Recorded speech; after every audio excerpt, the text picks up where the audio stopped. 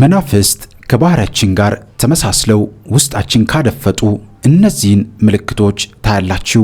ሰላም ውድ ኦርቶዶክሳውያን፣ እንኳን ወደ ቻናሌ በሰላም መጣችሁ። በዛሬው ቆይታችን ውድ ቤተሰቦቼ ብዙ ጊዜ በተደጋጋሚ ስንነጋገረው መናፍስት ከባህሪያችን ጋር ባህሪያችንን ይመስላሉ። ከኛ ጋር ከባህሪያችን ጋር ከልማዳችን ጋር ከምናደርጋቸው እንቅስቃሴዎች ካሉ ነገሮቻችን ጋር ተመሳስለው ተቀምጠው ብዙ መከራና ችግር በህይወታችን ውስጥ ያስከትላሉ ብለን እናወራለን። ይሄ ምን ማለት እንደሆነ ዛሬ 10 ነጥቦችን በማንሳት እንመለከታለን። በጣም ወሳኝና አስፈላጊ ነገር ማለት ነው። ዛሬም ድረስ ባልተረዳንበት ባላወቅንበት መንገድ ብዙ ዋጋ እያስከፈሉን ይገኛሉ ማለት ነው። ውድ ቤተሰቦቼ ይህንን ቪዲዮ ለወዳጅ ለጓደኛ ለቤተሰብ ሼር ማድረጋችሁን እንዳትረሱ። እንግዲህ ውድ ቤተሰቦቼ በኦርቶዶክሳዊ ቤተክርስቲያናችን መንፈሳዊ ተጋድሎ አስተምህሮ መሰረት የሰይጣን ትልቁ ስውር ሴራ በሰው ባህሪ ተመስሎ በስሜት ተሸሽጎና በልማድ ተለጥፎ መኖር ነው። ይህ ሁኔታ ተመሳስሎ መዋጋት የሚባለው ነው። ዛሬ ብዙዎቻችን ያልገባን ጉዳይ ይሄ ነው። ተመሳስሎ መዋጋት ማለት ነው። መናፍስት እንደ ልብስ ለብሶ ነው ሰውነታችን ላይ የሚቀመጡት። ያንን ከባህሪያችን ጋር ያለ ለዚህ ነው ባህሪያችንን በየጊዜው መፈተሽና ማየት አስፈላጊ ነው ተብሎ የሚነገረው። ለዚህ ነው ተመሳስሎ መዋጋት የዲያብሎስ ትልቁ ሴራ ነው። ለምንድን ነው የሚያደርገው? ዲያብሎስ በግልጽ መጥቶ እንደዚህ የሚዋጋን የምታዩት ከሆነ ኦልሬዲ መረጃ ስላገኘ እንደፈለጋችሁ አድርጋችሁ እንደምትዋጉት ጸበል እንደምትሄዱ መንፈሳዊ ቦታዎች ላይ እንደምትሄዱ ስለሚያውቅ እኒን ነገር እንድታውቁት በጭራሽ አይፈልግም። ስለዚህ ተመሳስሎ ከባህሪያችሁ ጋር ባህሪ ሆኖ ከእናንተ ልማድ ጋር ልማድ ሆኖ ከምታደርጓት ከምታንቀሳቅሷት እንቅስቃሴ ጋር በሙሉ ተመሳስሎ ስራውን ይሰራል ማለት ነው። ብዙዎቻችን ይህ ስላልገባን ዛሬ ዋጋ እየከፈልን እንገኛለን። እነዚህ አሁን የምነግራችሁ 10 ነጥቦች ግን ራሳችሁን በደንብ አድርጋችሁ እንድትፈትሹና መፍትሄው እጃችሁ ላይ እንዳለ ማሳያዎች ናቸውና ስለዚህ ተመሳስሎ መዋጋት ይባላል። ጠላት በውስጣችን አድፍቶ ለመኖሩ ማረጋገጫ የሚሆኑ አሁን 10 ነገሮችን እነግራችኋለሁ። እንደዚሁም ደግሞ የአባቶቻችንን ተግሳጽና ምክሮችንም ጨምሬ እነግራችኋለሁ። እስከ ፕሮግራሙ ፍጻሜ ድረስ አብራችሁን ቆዩ። የመጀመሪያው ውድ ቤተሰቦቼ ድንገተኛና ቁጥጥር የማይደረግበት ቁጣ በህይወታችን ውስጥ ካለ ይህንን በደንብ መፈተሽ ያስፈልጋል። የባህሪ መቀየር ማለት ነው። በአጠቃላይ ብዙ ሰዎች የሆነ ጊዜ ላይ መልካም የነበረ ባህሪያቸው በሆነ ጊዜ ላይ ይቀያየራል። አንዴ ቁጡ ይሆናሉ፣ አንዴ ዝምተኛ ይሆናሉ። እንደዚህ አይነት ባህሪ ካለ መናፍስት በውስጣችን ገብቶ እኛ በማንፈልገው መንገድ የባህሪ ማንነቶቻችን የባህሪያችን ድርጊቶች እየቀየሩብን ነው። ስለዚህ የሆነ ጊዜ ላይ ጤናማ ሰው እንመስላለን፣ የሆነ ጊዜ ላይ ደግሞ ግንፍል የማለት ባህሪዎችን ያመጣብናል ማለት ነው። ስለዚህ ድንገተኛና ቁጥጥር የማይደረግበት ቁጣ ይኖራል ማለት ነው። ስለዚህ አስተውሉ። ባህሪ ነው ብለው የሚያመካኙት ብዙ ንዴት በውስጡ ያደፈጠ የቁጣ አጋንንት ምልክት ነው። ንዴቱ ሰውን የሚሰድብ የሚመታና ዕቃ የሚሰብር ከሆነ ያ ባህሪ ሳይሆን መንፈሳዊ ውጊያ ነው። ውድ ቤተሰቦች ይህንን በደንብ ማስተዋል ይገባል። ባህሪ ነው እያልን የያዝናቸው ነገሮች ወደ መጥፎ ወደማይሆን ነገር ውስጥ እየወሰድን ከሆነ ምንም ማድረግ አልችልም ይሄ ባህሪ ነው እያልን ብዙ ምንናገር ሰዎች አሉ። አስተውሉ ውድ ቤተሰቦቼ፣ ዛሬ ብዙ ዋጋ እያስከፈላችሁ ነው። ዛሬ ብዙ ኪሳራ በህይወታችን ውስጥ እያስከተለናል። ይሄ የኔ አመል ነው የኔ ባህሪ ነው የምንል ሰዎች፣ ምንም ማድረግ አልችልም የምትሉ ሰዎች አላችሁ። አስተውላችሁ ይህንን ትምህርት አዳምጡ። ስለዚህ ባህሪ ነው ብለው የሚያመካኙት ብዙ ንዴት በውስጥ ያደፈጠ የቁጣ አጋንንት ምልክት ነው። ንዴቱ ሰውን የሚሰድብ የሚመታና ዕቃ የሚሰብር ከሆነ ያ ባህሪ ሳይሆን መንፈሳዊ ውጊያ ነው። ውድ ቤተሰቦቼ ስለዚህ ቁጣንና ንዴትን ክፋትንም ስድብንም የሚያሳፍርንም ንግግር ከአፋችሁ አስወግዱ ተብሎ በቆላሲስ መልእክት ምዕራፍ 3 ከቁጥር 8 ላይ እንደተነገረው ስለዚህ እነዚህ ነገሮች ከውስጣችን ማራቅ አለብን። አንዳንዴ ንግግሮቻችን ሲቀየሩ አስተውሉ ውድ ቤተሰቦቼ፣ ንግግሮቻችን ሲቀየሩ ድርጊቶቻችን ሲቀየሩ የሆነ ባህሪያችን ሲቀያየር ራሳችንን በደንብ አድርገን መፈተሽ አስፈላጊ ነው ማለት ነው። ስለዚህ ንዴት የሰይጣን ጭስ ነው። አስተውሉ፣ ንዴት የሰይጣን ጭስ ነው። በልብህ ውስጥ ካለ የጸጋውን ብርሃን ያጨልመዋልና እንደ እሳት አጥፋው። ይሄ ቅዱስ ዮሐንስ አፈወርቅ አባታችን የሚመክረን ምክር ነውና በጣም ማስተዋል ይገባል። ስለዚህ የመጀመሪያው ድንገተኛና ቁጥጥር የማይደረግበት ቁጣ ሲኖር፣ የባህሪ መለወጥ ሲኖር ውስጣችን መናፍስት ከባህሪያችን ጋር ባህሪ ሆኖ ተመሳስሎ ከልማዶቻችን ጋር ልማድ ሆኖ የተቀመጡ ነገር ግን የሆነ ጊዜ ላይ የማንፈልገውን ነገር የሚያሰሩ መናፍስቶች አሉ ማለት ነው። ነገር ግንስ እኛ እንዳናውቀውና እንዳንረዳው ከልማድ ከኛ ባህሪና ማንነት ጋር ተስማምቶ ተቀምጧል። ነገር ግን የሆነ ጊዜ ላይ ነገር ሲከሰት ምን አይነት መልስ ነው የምትመልሱት? ይሄ የኔ ባህሪ ነው ብለን የምንመልስ ይሆናል። ይሄንን በደንብ ልታስተውሉ ይገባል። ዛሬ እንዲህ አይነት ንግግር የምንናገር በጣም ብዙ ሰዎች ስላለን ማለት ነው። ሁለተኛው ደግሞ ውድ ቤተሰቦቼ በጸሎትና በመንፈሳዊ ስራ ላይ የሚመጣ ከባድ ዝለት የመንፈስ ዝለት፣ እንቅልፍ፣ መድከም፣ መሰልቸት እንደዚህ አይነት ነገር ሲኖር ማለት ነው። አንዳንድ በተፈጥሮ ሰዎች ብዙ ስራ ደክሞ ውለው በተለያየ መንገድ ሲመጡ ድካም ሊኖር ይችላል። ይሄ ተፈጥሮ ስለሆነ ማለት ነው። ከዛ ውጭ ግን ጊዜ እያለን ጸሎት ማድረግ፣ መንፈሳዊ ምግባራት ለመሳተፍ፣ ለጸሎት፣ ለስግደት፣ ለተለያዩ ነገሮች ዝለቶች ካሉ እነዚህ እኛ መንፈሳዊ ነገር ውስጥ እንዳንገባና እንዳይታወቅባቸው እንዳይነቃባቸው እኛን ከውስጥ ሆነው የሚያዝሉ ከባህሪያችን ጋር ባህሪ ሆነው ተስማምተው ከምናደርጋቸው ከምንሰራቸው ነገሮች ጋር ተለማምደው የተቀመጡ መናፍስቶች እንዳሉ ልታውቁ ይገባል ማለት ነው። አስተውሉ። ለዓለማዊ ጨዋታና ለፊልም የማይደክመው ስጋ ጸሎት ስትጀምር ወይም ቃለ እግዚአብሔር ስትሰማ ብቻ የሚዝልና እንቅልፍ የሚጫኑ ከሆነ አስተውል። የዝለት መንፈስ የመንፈስ ዝለት ወይም ደግሞ ለመንፈሳዊ ነገር እንዳትረባ እንዳትጠንክር የሚያደርግ የዝለት መንፈስ በውስጣችን አድፍጧል ማለት ነው። ይህንን በደንብ ልናስተውል ይገባል። ዛሬ ብዙዎቻችን በጣም ረጅም ፊልም እናያለን፣ በጣም ብዙ ተከታታይ ፊልሞችን እንመለከታለን። የ30 ደቂቃ ስብከት ግን ማዳመጥ ብዙዎቻችን አንችልም። የ10 ደቂቃ ትምህርት፣ የ10 ደቂቃ ተግሳጽና ምክር መስማት አንፈልግም ብዙዎቻችን። በተለይም መንፈሳዊ ነገር ከሆነ ለህይወታችን የሚጠቅም ነገር ከሆነ ብዙዎቻችን መስማት አንፈልግም። ወይም ቲክቶክ ላይ ስክሮል እያደረገን ዩቲዩብ ላይ ስናገለባብጥ ምናምን እንውላለን። የተለያዩ ማህበራዊ ሚዲያ ላይ እየገባን ጊዜያችንን እናሳልፋለን። ነገር ግን ለህይወታችን የሚጠቅም አሁን ብዙ ጊዜ እኔ በጣም በሚገርም ሁኔታ የመምህር ተስፋዬን ገጠመኞች ለሰዎች አጋራለሁና እንዴት ይሄን ያህል ሰዓት ይሄን ያህል ረጅም እንዴት ይጨርሳሉ የሚሉ ሰዎች አሉ። በጣም በሚገርም ሁኔታ ግን እኔ በጣም ረጅም የሚባሉ ገጠመኞችን በጣም ነው የምወደው። እውነት ለመናገር በጣም ብዙ ነገር ስለሚማርበት ማለት ነው። ረጃጅም ነገር እኔ በግሌ እወዳለሁ። ለምን ጊዜ ወስጄ እነዛን ነገሮች አንድም እንደሚጠቅመኝ ስለማውቃቸው በደንብ አድርጌ ነው የሚከታተላቸውና ይህንን በደንብ ማስተዋል ይገባል። እንዲህ አይነት ነገር ካለ ከኛ ባህሪ ጋር ተስማምቶ ከልማዶቻችን ከአመሎቻችን ጋር ተስማምቶ ነገር ግን በሆነ ጊዜ ላይ የሚገለጡ ክፉ ነገሮችን የሚያሰሩ በውስጣችን ያደፈጡ ነገሮች ይሄንን በደንብ ልታስተውሉ ይገባልና በጸሎትና በመንፈሳዊ ስራ ላይ የሚመጣ ከባድ ዝለት ወይም ደግሞ እንቅልፍ መልቀቅ ማለት ነውና እንዲህ አይነት ነገሮች ካሉ ራሳችንን መፈተሽ አስፈላጊ ነው። ስለዚህ ከባህሪያችን ጋር ባህሪ ሆኖ ተመሳስሎ የተቀመጡ መናፍስቶች እንዲህ አይነት ነገሮችን ይሰራሉ ማለት ነው። ይሄንን ልታስተውሉ ይገባል። ወደ ፈተና እንዳትገቡ ትጉና ጸልዩ፣ መንፈስስ ተዘጋጅታለች፣ ስጋ ግን ደካማ ነው ይላል የማቴዎስ ወንጌል ምዕራፍ 26 ከቁጥር 41 ለማለት ነው። ይሄ በጣም ወሳኝ መልእክት ነው። ውድ ቤተሰቦቼ ጸሎት ስትጀምር የሚመጣ እንቅልፍ ካንተ ሳይሆን ከጠላት ነው። እርሱ አንተን ከፈጣሪ ሊያባርር ይፈልጋልና በትጋት ተዋጋው ይላል አረጋዊ መንፈሳዊ አባታችን፣ በረከታቸው ይደርብን። ስለዚህ ይህንን በደንብ ልናስተውለው ይገባል። አሁን እየነገርኳችሁ ያለሁት ከባህሪያችን ጋር ባህሪ ሆኖ ተመሳስሎ መናፍስት በሚያደፍጡበት ጊዜ እነዚህን ምልክቶች ትመለከታላችሁ ማለት ነው። ለጸሎት ጊዜ አይኖራችሁም። ለጸሎት ዝግጁ አትሆኑም። ቶሎ የመዛል የመድከም አይነት ነገሮች ይኖራሉ ማለት ነው። ሶስተኛው ራስን መጥላትና ተስፋ መቁረጥ ነው። ዛሬ ራሱን የማይጠላ በጣም ብዙ ሰው አይደል? እንደዚህ የማይል ሰው አለ። በቃ ተስፋ ቆርጫለሁ፣ ራሴን ላጠፋ ነው፣ ራሴን እንድል አድርግ ነው፣ በቃ ነገሮች አልሆነልኝ በጣም የምንል ሰዎች አሉ። አስተውሉ ውድ ቤተሰቦች፣ ምንም አይነት ምልክት የሚታዩት ነገር አይኖርም፣ ግን ውስጣችን ተቀምጦ አንዳንዱ በጣም አምሮበት የሚያምር ኑሮ እየኖረ የሚያምር ልብስ ለብሶ የሚያምር ኑሮ እየኖረ እንደዚህ አይነት ሐሳቦችን እንዲያስብ ያደርጋል። ለምንድን ነው? ቅድም እንደነገርኳችሁ ነው። ከባህሪያችን ጋር ተስማምቶ የተቀመጠ መንፈስ ነው ይህን ስራ የሚሰራው። ለምን? እንዳይነቃበት እናንተን ማጎሳቆል አይፈልግም። እናንተን ችግር ውስጥ ማስገባት አይፈልግም። ነገር ግን ክፋትን ከውስጥ ሆኖ ይዘራል ማለት ነው። ይሄ ከባህሪ ጋር ሲመሳሰል ነው።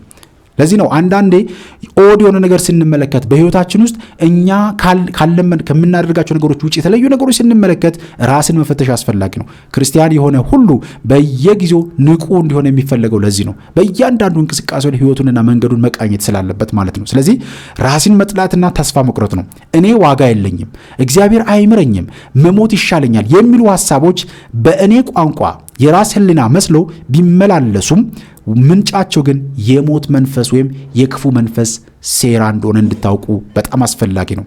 ዛሬ እነዚህ አሁን የነገርኳችሁ እኔ ዋጋ የለኝም የሚሉ ሐሳቦች በጣም ብዙዎቻችን ጋር ይመላለሳል። በጣም ብዙዎቻችንንም ከቤተክርስቲያን ከመንፈሳዊት ያራቀን ቤተክርስቲያን እንዳንቀርብ ካደረጉ ነገሮች እንደዚህ አይነት ሐሳቦች ናቸው። በተለይም ወደ ከተማው አካባቢ አድጓል ተብሎ በሚታስብበት እንደ አዲስ አበባ ባሉ ሀገራት ላይ ብዙ ሰዎችን ከመንፈሳዊት የሚያርቁ ሐሳቦች እነዚህ ሐሳቦች ናቸው። እኔ ዋጋ የለኝም፣ በተለይም ለመንፈሳዊ ህይወታቸው ለሚጠቅማቸው ነገር ቶታሊ ትተውታል። በቃ እኔ ቤተክርስቲያን እግዚአብሔር አይምረኝም፣ እግዚአብሔር እኔን ይቅር አይለኝም ብለን በቃ በዓለሙ ስራ ላይ በዓለሙ መንገድ ላይ ተወጥረን የተቀመጥን ሰዎች አለን። እግዚአብሔር አይምረኝም፣ መሞት ይሻለኛል የሚሉ ሐሳቦችን አስፍተን ይዘን በዚህ እኔ የሚሉ ሐሳቦችን ብቻ አያችሁ። በጣም በሚገርም ሁኔታ ከዚህ በፊት ነግሬያችኋለሁ። ሁሌም ቢሆን ዲያብሎስ እናንተ እንድታውቁት የማይፈልገው ነገር እግዚአብሔር መሐሪ እንደሆነ እንድታውቁ አይፈልግም። እግዚአብሔር የይቅርታ አምላክ እንደሆነ እንድታውቁ አይፈልግም። እግዚአብሔር የይቅርታ የፍቅር አምላክ እንደሆነ መዓቱ የራቀ ምሕረቱ የበዛ የሆነ አምላክ እንደሆነ እንድታውቁት አይፈልግም። ለዚህ ምንድነው የሚያደርገው? እግዚአብሔር ፈራጅ የሚቀጣ ቁጡ እንደሆነ ብቻ አድርጎ በልናችሁ ያመላልሳል። ይህንን በደንብ ማስተዋል ይገባልና ስለዚህ ራስን መጥላትና ተስፋ መቁረጥ በጣም ከባድ ነገር ነው። እነዚህ ነገሮች ካሉ ውስጣችን ከባህሪያችን ጋር መናፍስት ተመሳስለው ተቀምጧል ተብሎ እነዚህ ምልክቶች ናቸው። ይህንን በደንብ ልታስተውል ይገባልና በሁሉም እንጨነቃለን እንጂ አንታመቅም፣ እንታመናለን እንጂ ተስፋ አንቆርጥም። አስተውሉ። ይሄ የሁለተኛው የቆሮንቶስ መልእክት ምዕራፍ 4 ቁጥር 8 ላይ የተጻፈ ቃል ነው። በሁሉም እንጨነቃለን እንጂ አንታመቅም፣ እንታመናለን እንጂ ተስፋ አንቆርጥም። ስለዚህ ይህንን በደንብ ማስተዋል ይገባል። ኃጢአትን እንድታይ የሚያደርግ የእግዚአብሔር ጸጋ ነው። በተስፋ መቁረጥ ውስጥ እንድትሰጥም ወይም ደግሞ በተስፋ መቁረጥ ውስጥ እንድትጠፋ የሚያደርግ ግን ሰይጣን ነው ይላል ማር ይስሐቅ አባታችን። ይሄ የመጽሐፈ መነኮሳት ትልቅ መጽሐፈ መነኮሳት እንግዲህ በጣም የሶስቱን አባቶች ይሄን መጽሐፍ በደንብ እንድታዩት ያስፈልጋል። በተለይ የመጽሐፈ መነኮሳት የውላችሁ እዚህ ጋር ያለው መጽሐፍ ማለት ነው። ይሄኛው መጽሐፈ መነኮሳት በጣም አስፈላጊና ወሳኝ መጽሐፍ ነው። በጣም ብዙ ነገር የምትማሩበት ማለት ነውና ይሄንን ማድረግ መማር ማየት በጣም አስፈላጊ ነው ማለት ነው ውድ ቤተሰቦቼ። ሌላው እንደነገርኳችሁ ነው ውድ ቤተሰቦቼ። ስለዚህ እንዲህ አይነት ሐሳቦች ሲመጡ ውስጣችን ከባህሪያችን ጋር ባህሪውን ተመሳስሎ የተቀመጠ መንፈስ ለመሆኑ የኛን ማንነት የኛ ንግግር የኛ ሐሳብ ሆኖ ያቀርበዋል ማለት ነው። ግን ያ ሐሳብ የኛ አይደለም። ውስጣችን ያለው መንፈስ የሚያቀርበው ነው እኛን እንድናጠፋ ራሳችንን እንድናጠፋ በማይሆን መንገድ ውስጥ እንድንጓዝ የሚያደርግ ማለት ነውና ይህንን ልታስተውሉ ይገባል። አራተኛው ዝሙትን እንደ ተፈጥሯዊ ፍላጎት መቁጠር ነው። ዛሬ በጣም ብዙ ሰዎች ዘመናዊነት በሚመስል መንገድ ዝሙትን እንደ ጥሩ ነገር ማለት እንደ መልካም ነገር የሚናገሩ ሰዎች አሉ። የሆነ ሽልማት የሚያስገኝ ምናምን ድንግልናን ማጣት እንደ ዘመናዊነት እንደ ትልቅ ነገር የሚቆጠርበት ጊዜ ላይ ደርሰናል። በእውነት እግዚአብሔር ይቅር ይበለን። ስለዚህ ዝሙትን እንደ ተፈጥሯዊ ፍላጎት መቁጠር ማለት ነው። በጣም ብዙ ሰዎች በዚህ አይነት ሐሳብ የተያዙ አሉ። በሐሳብ የሚመላለሱና አስተውሉ በሐሳብ የሚመላለሱና ፈጽሞ ሊለቁ የማይፈልጉ የዝሙት ምኞቶች የዝሙት መንፈስ በባህሪ ውስጥ ስር መስደዱን ያሳያሉ። ስለዚህ ብዙዎቻችን የኛ ፍላጎት ይመስልናል፣ ግን አይደለም። የኛ ፍላጎት ግን እኮ ራሱ ከሆነ እዛው ላይ ከኛ ጋር እኮ ግጭት ውስጥ ነው። ህሊናችን ግጭት ውስጥ ነው ያለው። አይደለም ይሆናል፣ ይሄ ስህተት ነው፣ ይሄ አይደለም። በቃ ህሊና ሁሉ እንደዚህ ነው የሚለን በጣም በሚገርም ሁኔታ ማለት ነው። የስጋ ሐሳብ የስጋ ፍላጎታችንን ጎልቶ መውጣት ስለሚፈልግ ጭቅጭቅና እዚህ ጋር በጣም ፍትጊያዎች ይበዛሉ ማለት ነው።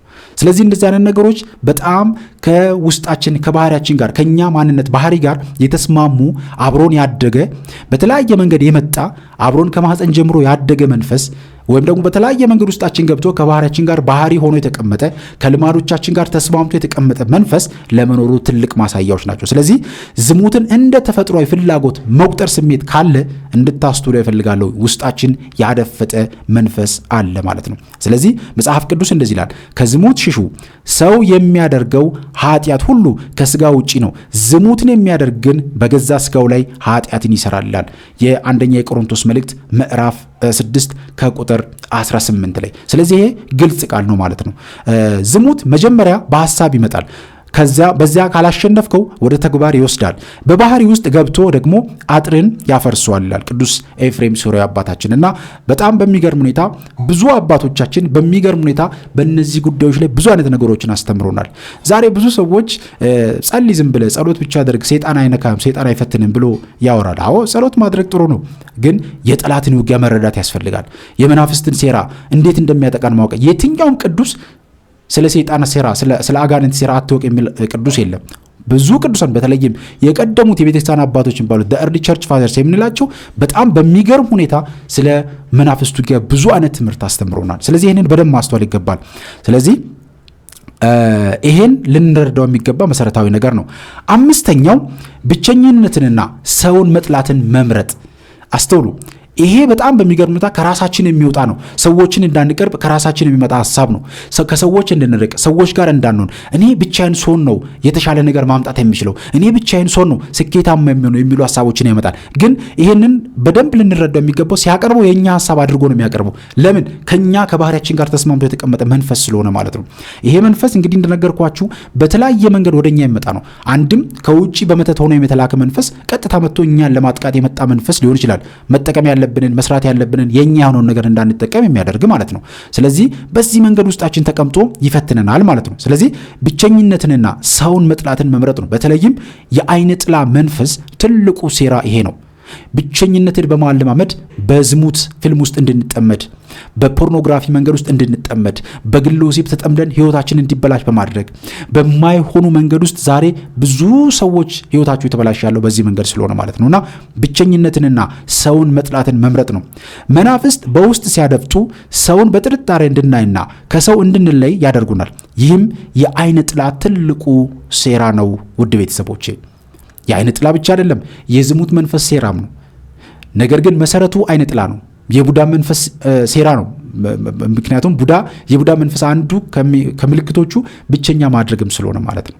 ስለዚህ አይናፋር በማድረግ ብቸኝነትን በመምረጥ ከብዙ ሰዎች ጋር መገኘትን እንደ መጥላትና ብቸኝነትን አዘውትሮ በመያዝ በዛ መንገድ ውስጥ እንድንሄድ የሚያደርጉን ማለት ነው። ስለዚህ መናፍስት በውስጥ ሲያደፍጡ ሰውን በጥርጣሬ እንድናይና ከሰው እንድንለይ ያደርጉናል።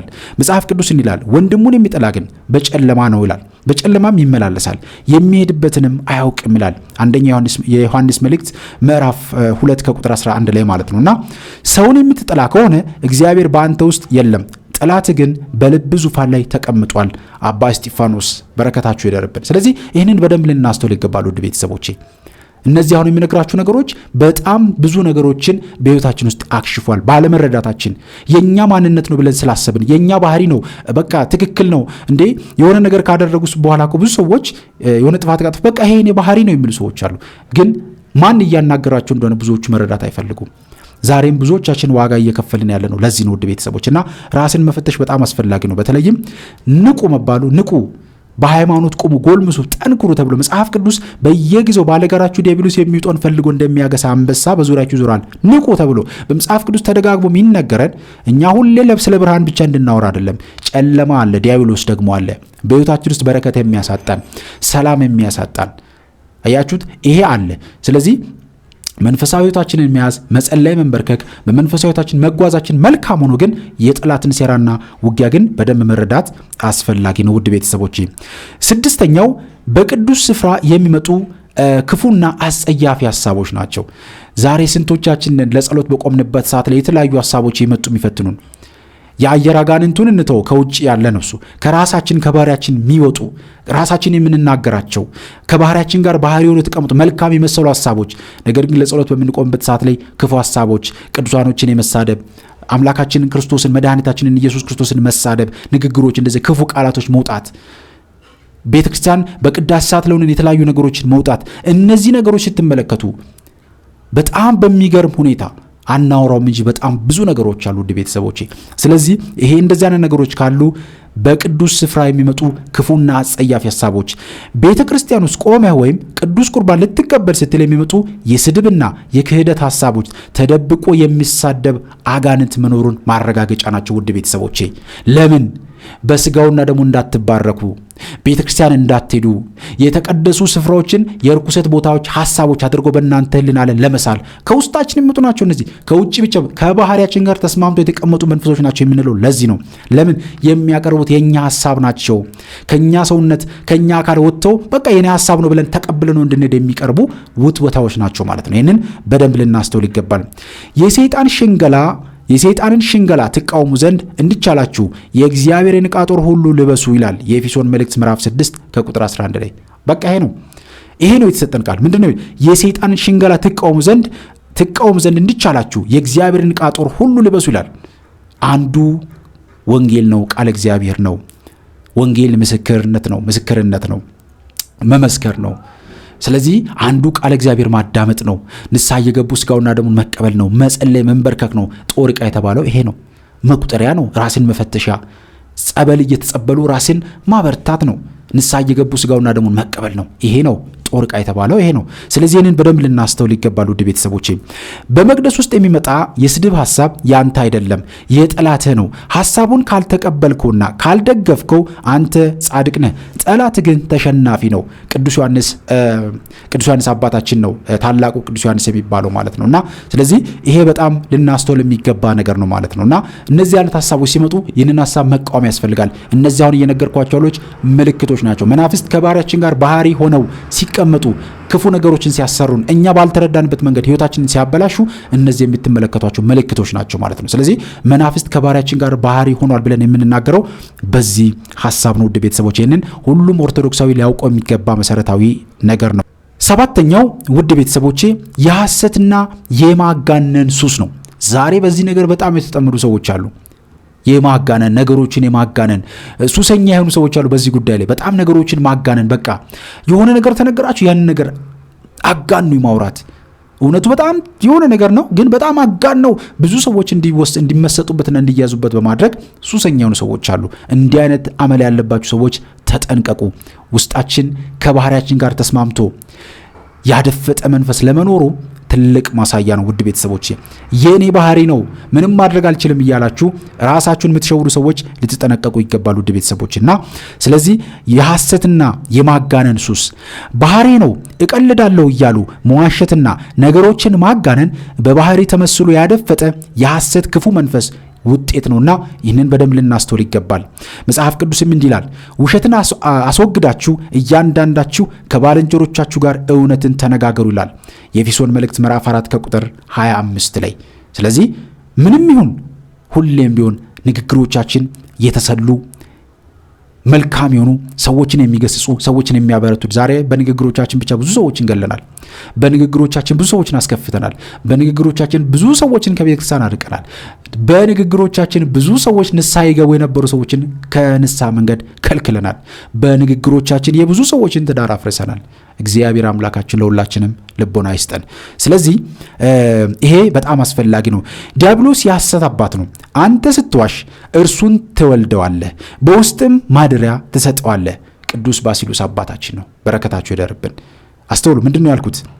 ዲያብሎስ የሐሰት አባት ነው። አዎ የሐሰት አባት ነው።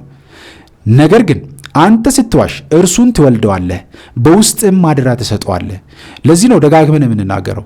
ዛሬ ብዙ ሰዎች እኔ በቤተሰቤ ውስጥ አዳልሞቴ ሙጬ ዘሪጋ የጨሌ መንፈስ ይመለክ ነበረ ብለው ሲያወሩ፣ ሌሎቹ ቤተክርስቲያን ውስጥ ያሉ መምህራን ደግሞ ይህ ጉዳይ ስለማይገባቸው ለማወቅም ፍላጎቱ ስለሌላቸው የማንን ሐሳብ ይደግፋሉ? የዲያብሎስን ሐሳብ ይደግፋሉ። ከዛስ እኛን ተቃዋሚ ሆነው ይቆማሉ። በዚህ ጊዜ ማንን እየደገፉ ነው? ማንን እያገዙ ነው? ወደውም ይሁን ሳይወዱት ዲያብሎስን ሐሳብና መንገድ እየደገፉ ነው። ለምን? ዲያብሎስ በመጀመሪያም ደረጃ እነዚያን ነገሮችን ሰዎች እንዲያውቁት አይፈልግም። ሁሌም ለመናፍስት ባሪያ፣ ለአጋንንት ባሪያ ሆነን እንድንኖር መናፍስቱ አጋንንቱ ይፈልጋል ማለት ነውና በጣም በሚገርም ሁኔታ ብዙዎቻችን ዛሬ እየተሸወድን ያለነው በዚህ ጉዳይ ነው። ስለዚህ መንቃት አስፈላጊ ነው ማለት ነው። ስምንተኛው በምድራዊ ነገር ላይ ብቻ መጨነቅ የስስት መንፈስ። አስተውሉ። ሁሌም የምንጨነቀው ለምድራዊ ነገር ብቻ ነው፣ ለሰማያዊ ነገር አናስብም። ብዙዎቻችን ዛሬ ከምንቸገርበት ጉዳይ አንዱ ነው። ለዚህ ነው ምንድነው ያልኳችሁ ከባህሪያችን ጋር ባህሪ ሆኖ መናፍስት በሚቀመጥበት ጊዜ የሚያሳስቡን ስለ ስጋዊ ጉዳይ፣ ስለዚህ ስላለንበት ጊዜ ብቻ እንድንጨነቅ፣ ስለ ሰማያዊ ነገር አናስብም። ንስሐ ገብቶ ስጋውና ደሙ ስለመቀበል አናስብም። ንስሐ ስለመግባት፣ በቤተክርስቲያን ስለመመላለስ፣ በመንፈሳዊት ለመኖር፣ ለመጸለይ፣ ለመንበርከክ፣ ትዳራችንን በንስሐ ሕይወት ታጥበን በስጋውና ደሙ ታትመን በትዳር ውስጥ ለመኖር አናስብም። ጋብቻችን ቅዱስ እንዲሆን አንድ የሆነ እንደ ቤተክርስቲያን አስተምሮ አንድ የሆነ ጋብቻ እንዲሆን አንፈልግም። በህብረት መመላለስን አንፈልግም። ስለዚህ ምናስበው ጊዜያዊ የሆነ ነገር ብቻ ነው፣ ዘላለማዊውን ህይወት አንፈልግም። ስለዚህ ምንድነው ያልኳችሁ በምድራዊ ነገር ላይ ብቻ መጨነቅ የስስት መንፈስ ማለት ነው። አስተውሉ። ስለ ነገ ኑሮ ከልክ በላይ መጨነቅ፣ ገንዘብን ማከማቸትና አለመመጽወት የስስት መንፈስ በውስጥ ሰፍሮ አምልኮን ወደ ምድራዊ ነገር ማዞሩን በግልጽ ያሳያል። አስተውሉ። ለዚህ ነው ዛሬ ገንዘብ እናጋብታለን፣ እንሰበስባለን፣ እናመጣለን፣ ግን ገንዘቡ የት እንደሚገባ አታውቁም። በረከት የለኝም እንላለን። ለምን? አስራት በኩራት አናወጣም፣ ለተራበው አንሰጥም፣ ለታረዙ አናለብስም፣ ለተቸገሩ አንሰጥም። ስለዚህ ገንዘባችን በረከት አይኖረውም። ለሆነ ቦታ ገንዘብ ያላወጣችሁ ከሆነ ገንዘባችሁ በረከት አይኖረውም። ያላችሁን 10-5 የሚሆን መንገድ ላይ ለተቸገረ ሰዎች እየሰጣችሁ እርስ በርስ መካፈል ነው፣ ያለንን መካፈል ነው። 50 ብር ብኖረን የሆነች ነገር አካፍለን እጃችን ላይ ያለችዋን ነገር መስጠት፣ ከሰዎች ጋር መካፈል። በተለይ አሁን ያለነው የጾም ወቅት ነው። በተለይ የጾም ወቅት ደግሞ እንደዚህ አይነት ስራዎች ለመሳተፍ በጣም አስፈላጊ ነው። ስለዚህ በምድራዊ ነገር ላይ ብቻ መጨነቅ የስስት መንፈስ ነገር ነው ማለት ነው። እና ይህን በደንብ ማስተዋል ይገባል። መጽሐፍ ቅዱስ ይላል ለነፍሳችሁ በምትበሉትና በምትጠጡት ወይም ለስጋችሁ በምትለብሱት አትጨንቁ። የማቴዎስ ወንጌል ምዕራፍ 6 ከቁጥር 25 ለማለት ነው። እና አስተውሉ፣ ገንዘብን የሚወድ ሰው እግዚአብሔርን ሊወድ በጭራሽ አይችልም። ሰይጣን በኪስ ከገባ ወደ ልብ መግባቱ አይቀርም። ታላቁ ቅዱስ ኢንጦንስ አባታችን ነው። ስለዚህ በረከታችሁ ይደርብን። ምንድነው ያልኩት? አስተውሉ፣ ገንዘብን የሚወድ ሰው እግዚአብሔርን ሊወድ አይችልም። ሰይጣን በኪስህ ከገባ ወደ ልብህ መግባቱ አይቀርም። ስለዚህ ማስተዋል በጣም አስፈላጊ ነው። እዚህ ጋር በደንብ ልንረዳ ይገባል ማለት ነውና እንደዚህ አይነት ነገሮችን የሚነግራችሁ ዛሬ በጣም በእነዚህ መንገድ በቀላል በሚመስሉ ትንሽ በሚመስሉ ነገሮች ብዙ ዋጋ እየከፈልን ስለሆነ ነው። ባልገቡን ባልተረዳንበት መንገድ ብዙ ዋጋ እየከፈልን ስለሆነ ነው። እነዚህ አሁን የማነሳላችሁ ነጥቦች በጣም ብዙ ናቸው፣ በህይወታችን ውስጥ የሚከሰቱ የኛ ባህሪ ናቸው ብለን የያዝ ናቸው ማለት ነው። ግን ከውስጣችን የሚገፋ መንፈስ ግን ውስጣችን እንዳለ መረዳት ስላልቻለን የኛ ባህሪ ነው ብለን ተቀብለን እየኖርን ነው ማለት ነውና ይህንን በደንብ ልንረዳው ይገባል። 9ኛው መንፈሳዊ ትዕቢትና ራስን ጻድቅ አድርጎ ማየት ነው። ብዙዎችን እየጣለ ያለ ጉዳይ ደግሞ ይሄ ነው። ብዙዎቻችንን እያከሰረ ያለ ጉዳይ ነው። ዛሬ ብዙዎቻችንም ስለ መናፍስቱ ከተረዳን በኋላ ትኩረታችን የሚሆነው መናፍስትን መዋጋት፣ መናፍስትን መጣል፣ ማሸነፍ ምናምን ብቻ እናደርጋለን። አይደለም ውድ ቤተሰቦቼ፣ እኛ እኮ ከእግዚአብሔር እቅፍ ስለወጣ ነው፣ ከእግዚአብሔር እቅፍ እኮ ስለራቅ ነው ዛሬ በህይወታችን ውስጥ መከራ እየመጣብን ያለው። በቃ እግዚአብሔርን መያዝ ስላልቻልን፣ ከእግዚአብሔር ጋር መኖር ስላልቻልን፣ እግዚአብሔር ባዘዘልን ባዘጋጅልን መንገድ መሄድ ስላልቻልን ዲያብሎስን እንደፈለገ አድርጎ እየረገጠን ይገኛል። እኛ እየወደቅንም እየተነሳን እግዚአብሔርን ከያዝን ከእግዚአብሔር ጋር ከሆንን ዲያብሎስ የፈለገውን ነገር ቢያደርግ እናሸንፏለን። ብቻ ትልቁ እንድታውቁ የሚፈልገው ነገር ዲያብሎስን መዋጋት መቃወም ዘወትር ሊኖር ይገባል። በቃ ንቁ ባለጋራችሁ ዲያብሎስ ተብሎ የተነገረን እንድንነቃ ስለሆነ ማለት ነው። በዚህ ምድር ላይ ብርሃንና ጨለማ አለ፣ እግዚአብሔርና ዲያብሎስ አለ። በዚህ ምድር ላይ እስካለን ድረስ የዲያብሎስ ውጊያ እዚህ ምድር ላይ እስካለን ድረስ ሁሌም አለ። ስለዚህ ይህንን በደንብ ማስተዋል ይገባል ማለት ነው። ስለዚህ ሰውን መናቅ፣ እኔ ብቻ ነኝ የማውቀው ማለትና በሃይማኖት ሰበብ በሰዎች ላይ መፍረድ በውስጥ ያደፈጠ የክፋት መንፈስ ምልክት ነው። ይህንን በደንብ ልትፈትሹ ይገባል። ስለዚህ ውስጣችን ላይ ያደፈጡ ነገሮች ነገር ግን እኛ በማናውቀው መንገድ ግን ክፉ ስራዎችን እያሰሩን ያሉ ነገሮች አሉና ይህንን በደንብ ማስተዋል ይገባል። መጽሐፍ ቅዱስ ይላል እግዚአብሔር ትዕቢተኞችን ይቃወማል፣ ለትሑታን ግን ጸጋን ይሰጣል ይላል። የያዕቆብ መልእክት ምዕራፍ 4 ከቁጥር 6 ላይ። ስለዚህ እግዚአብሔር አምላካችን አሁን ሁላችንን በትሕትናው መንገድ ያመላልሰን። ሰይጣን አስተውሉ፣ ሰይጣን መጾምን መጸለይንና መስገድን አይፈራም። እነዚህን ሁሉ በትዕቢት ብታደርጋቸው እርሱን ስለምትመስል ደስ ይለዋል። እርሱ የሚፈራው ትሕትናን ብቻ ነው ይላል ቅዱስ መቃርስ አባታችን ማለት ነው። አስተውሉ፣ ብትሰግዱ፣ ብትጸልዩ፣ ንስሐ ብትገቡ፣ ስጋውና ደግሞ ብትቀበሉ ትሕትና ከሌለ ግን ዋጋ የለውም ማለት ነው። አስተውሉ እንግዲህ ይሄ ሁሉ የምናደርገው ነገር ትሕትና ከሌለ ዋጋ የለውም። አንዷ ነገር በክርስትና ሕይወት ውስጥ አይጠቅምም የሚባል ነገር የለም ውድ ቤተሰቦች፣ ሁሉም ነገር ጠቃሚ ነው ማለት ነው። በተቻለን መጠን ግን እግዚአብሔርን ይዘን እየበረታን እየጠነከረን መጓዝ አስፈላጊ ነው ማለት ነውና 10ኛውና የመጨረሻው የማያቋርጥ ጥርጣሬና የክህደት ሐሳብ። እንዲህ አይነት ነገር ካለባችሁ፣ እንዲህ አይነት ነገር በውስጣችሁ ካለ የሆነ ያደፈጠ ነገር አለ፣ ሊፈነዳ ወይም ደግሞ የሆነ ነገር ቤታችን ውስጥ እያደረገ ያለ የኛ ያልሆኑ ማንነቶችን እየገለጸ ያለ ነገር አለ ማለት ነውና በእግዚአብሔር መኖር በምስጢራተ ቤተክርስቲያንና በቅዱሳን ለሚመጣ የማያቋርጥ ጥርጣሬ የአእምሮ ውጋ ሳይሆን በውስጥ አጥፍቶ ሃይማኖትን ሊነጥቅ የሚጥር የክህደት መንፈስ መኖሩን ያሳያል ማለት ነው። ይህንን በደንብ ልታስተውሉ ይገባል ውድ ቤተሰቦቼ። የሚጠራጠር ሰው በንፋስ እንደሚገፋና እንደሚናወጥ የባህር ማዕበል ነውና ይላል የያዕቆብ መልእክት ምዕራፍ 1 ከቁጥር 6 ላይ ማለት ነው። ስለዚህ የጥርጣሬ ሐሳቦች አንዳንዴ የኛ ለምንድነው እንደዚህ የሚሆነው እስከምትሉ ድረስ የምትጠራጠሩባቸው ነገሮች ካሉ በጣም ልትጠነቀቁ ይገባል ማለት ነው። ስለዚህ ጥርጣሬ የሰይጣን መርዝ ነው። ቶሎ በጸሎትና በንባብ ካላወጣው ነፍስን ይገድላታል ይላል ቅዱስ ማርቆስ አባታችን ማለት ነውና እነዚህ አሁን 10 የነገርኳችሁ ነገሮች ብዙ ጊዜ የኔ ባህሪ እኮ በቃ እኔ ምንም ማድረግ አልችልም እያልን ችላ የምንላቸው ነገሮች ናቸው። ነገር ግን በዚህ ባህሪ ውስጥ የተቀመጠው የኛ ማንነት ሳይሆን ዲያብሎስ ከኛ ባህሪ ጋር ተመሳስሎ ተቀምጦ ነው። ይሄውም አብሮን የተወለደው ዛር ውቃቢ እየተባለ ሲመለክ ሲገበር የነበረው የእናት አባቶቻችን መንፈስ አብሮን ከማህፀን ጀምሮ በማደግ በህይወታችን ውስጥ ይዞ የመጣው መከራ ነው ማለት ነው። ስለዚህ የኛ ባህሪ ነው። በቃ ምን ችግር አለው? አንዳንዱ ሰውን አስቀይሙ፣ አንዳንዱ ሰውን ከፈነከተ በኋላ፣ አንዳንዱ ሰውን ካደማ በኋላ፣ አንዳንዱ ሰውን በንግግሩ ከገደለ በኋላ ይሄ እኔ ባህሪ ነው እንላለን። ግን እኛ አይደለም፣ ውስጣችን ያደፈጠ መንፈስ ነው። አስተውሉ። አንዳንዱ በማፍጠጥ ብቻ አይናቸው እስኪገለበት ድረስ ሰዎችን የሚያስፈራሩ ሰዎች አሉ። ግንስ በቃ እኔ ባህሪ ነው እንላለን። አይደለም፣ በባህሪያችን ውስጥ የተቀመጠ ያደፈጠ መንፈስ አለ። ይህንን ሁላችሁም ኦርቶዶክሳውያን ልታውቁ ይገባል። እግዚአብሔር አምላካችን ከሁላችን ጋር ይሁን። ስለዚህ እነዚያን ነገሮችን የሚታይ ከሆነ መፍትሄው የመጀመሪያው ውድ ቤተሰቦቼ ንጹህ ንስሐ መግባት ነው። ንጹህ ንስሐ መግባት ነው። በቃ ንጹህ ንስሐ። ጠላት ተደብቆ የሚኖረው በኃጢአት ጨለማ ውስጥ ነው። ለንስሐ አባት ሁሉንም ነገር አውጥተህ ስትነግር ጠላት መደበቂያ ያጣል፣ በብርሃን ፊትም ይጋለጣል። ብርሃን ደግሞ ክርስቶስ ነው። ክርስቶስ ደግሞ ጠላት ዲያብሎስን ያጋልጣል፣ ያቃጥላል፣ ያስረዋል፣ ያነደዋል።